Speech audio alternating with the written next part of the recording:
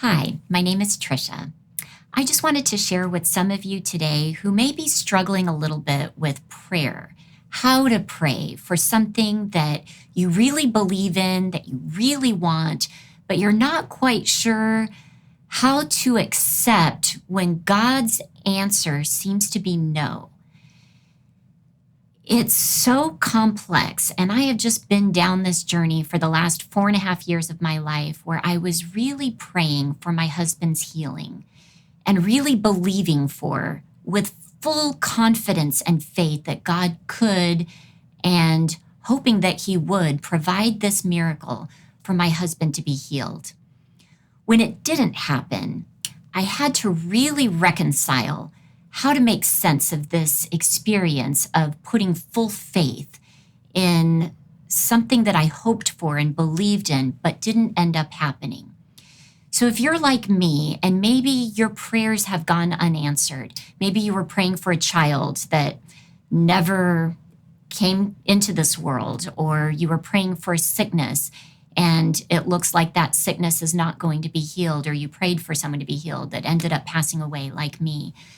It can be a hard thing, and I've seen many people walk away from God in moments like that when His answer appeared to be no. The things that I have thought about have really brought me to a different place in my life. And right now, I'm having a greater understanding of what it means when God's answer seems to be no. The greatest example of this is Jesus when He was facing the cross.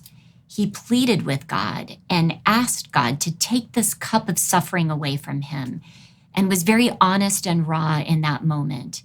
And even with that, it was very evident that for a greater good, for a greater purpose, it had to be done. God had a plan and a perspective that was greater. And Jesus, as honest as He was in that moment, saying, I don't want to suffer. I don't want to go through. I don't want to go through this pain. It's exactly how I felt. I don't want to go through this pain. But God, I know if your perspective is greater and there's purpose beyond what I can see, I'm going to trust you. And that's what Jesus said. I'm going to trust you. And maybe you're looking backwards and you're saying, I don't understand why this happened. But God, you have a bigger perspective, and I'm going to trust you. And I'm going to trust that for the greater good, whether it's for my good or the good of those around me or my children or my grandchildren, I don't know. But for Jesus, there was perspective that He didn't have in that moment necessarily. I guess in His omniscience He did, but in His humanity, He was struggling with the suffering. And in our suffering, I think the place to land is, God, I don't want to waste this pain. Use it for good somehow. And I'm going to trust you with my life, the life of my children, the lives of those in our church and my friends, my world. I just trust you with the outcome of the situation. And remember, our faith is not in the outcome of whatever it is that we're praying for. Our faith is in the one who can provide the outcome. We need to trust God and His perspective and His plan. And we also know that He loves to give good gifts to His children. And if He can, He will, and He does provide oftentimes the very thing you've been praying for years.